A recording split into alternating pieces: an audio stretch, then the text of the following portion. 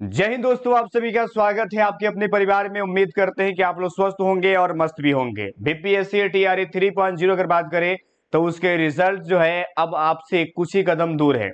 लेकिन सबसे बड़ा सवाल ये आ रहा है कि बीपीएससी टीआरई 3.0 अगर बात किया जाए तो उसके रिजल्ट से पहले डीबी होना बहुत जरूरी है, क्योंकि आप सभी को पता है कि बहुत सारे ऐसे अभ्यर्थी हैं जो योग्यता धारण नहीं कर रहे थे, फिर भी उन्होंने फॉर्म को फिल किया है। जैसे में बहुत सारी संख्या में जो है बच्चे ऐसे भी हैं जो NIOS के माध्यम से जो है वो डीएलएड किए हुए थे और उन्होंने फॉर्म को फिल किया है। वही अगर बात किया जाए तो सीटेट जो है अदर जो स्टेट के अभ्यर्थी थे, चाहे वो महिला हो चाहे पुरुष हो, वो 90 नंबर नहीं होने के बावजूद भी फॉर्म को फिल किए हैं। तो ऐसे अभ्यर्थी जो है अगर उसका रिजल्ट जारी होता है तो वो कह सकते हैं योग्य अभ्यर्थी, कह सकते हैं कि बेहतर, और कह सकते हैं जो सब कुछ से परिपूर्ण होगा उनके लिए बहुत बड़ा समस्या होने वाला है।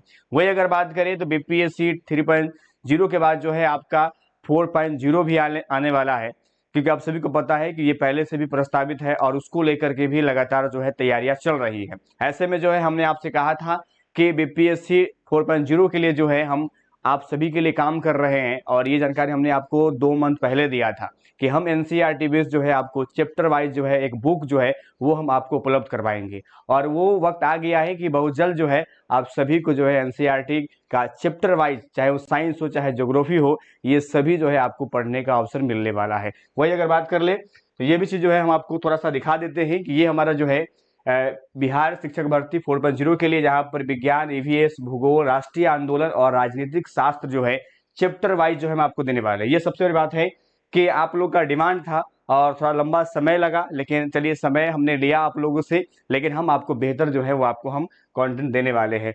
तो यहाँ पर जो है ये हमारा बैक कवर है। कैसे परचेज करेंगे, ये आपके घर तक पहुंचेगा, यानी कह सकते हैं कि आपको हम होम डिलीवरी आपको देने वाले हैं, यानी बुक आपके पास पहुंच जाएगा। कैसे पहुंचेगा ये सब जानकारी जो है हम आगे आपको दे देंगे।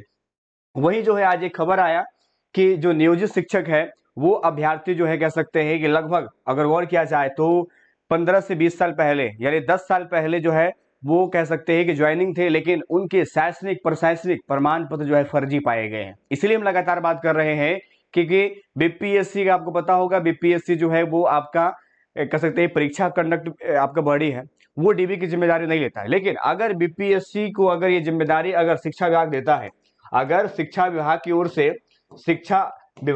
अगर इसे दिया जाता है तो याद रखिएगा ये बहुत बेहतर रहेगा। नहीं तो फिर से 10 से 15 हजार जो है सीटें फिर से खाली रहने वाला है। ऐसे में जो है लगातार लोग गुहार कर रहे हैं, और मुझे उम्मीद है कि अगर इस चीज को ज्यादा अगर कह सकते हैं कि कह सकते हैं लोग के द्वारा कहा जाएगा, अगर दबाव बनाया जाएगा तो बिल्कुल डीवी करवा लिया जाए। और नहीं तो सेवा कह सकते हैं एक शर्त के साथ रिजल्ट जारी हो कि भाई ये रिजल्ट जो है वो हम क्या करेंगे, जो भी फर्जी अभ्यर्थी उत्पन्न होंगे उन सभी को हम सीट भरेंगे, ये पुष्टि होना चाहिए। नहीं तो 10 से 15 हजार सीट फिर खराब हो जाएंगे, क्योंकि आपको पता है कि एनआईओ वाले जो है वो नोटिफिकेशन में आपको इनवैलिड लिखा हुआ था। अब ये अभ्यर्थी फॉर्म को भरे, ये तो बर्बाद कर रहे हैं। उसके में आपको पटना हाईकोर्ट का जजमेंट था कि भैया आपको अदर स्टेट को 90 नंबर यानी 60% नंबर चाहिए। अब ये अभ्यर्थी फॉर्म को फिल किए, तो ऐसे में जो है सीट बर्बाद होगा।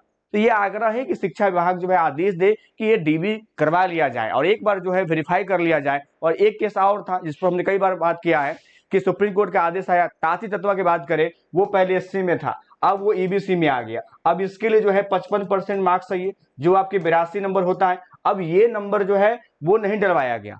अब देखिए अब रिजल्ट जारी होगा तो फिर ये तो डीबी में भी हटेगा जाकर के। तो मेरे कहने का मतलब हुआ कि सर्टिफिकेट चेक होगा, अब वहां पर जाकर उसे आप हटाइएगा, उससे पहले कि उसे आप पहले ही आप रिमूव कर देंगे तो कम से कम सीट तो बचेगा।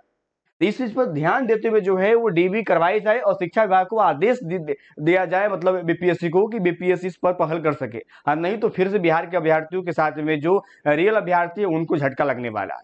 इसलिए आप लोग जोर शोर से आवाज उठाइए कि डीबी पहले करवाया जाए, क्योंकि शिक्षा विभाग की जिम्मेदारी है, बीपीएससी इस पर कुछ नहीं कर सकता। इसलिए सारा दारोमदार जो है शिक्षा विभाग और सरकार पर ही दबाव बनाना पड़ेगा, तब जाकर होने वाला है। आपका क्या विचार मुझे बताइएगा। मिलेंगे आपसे नहीं।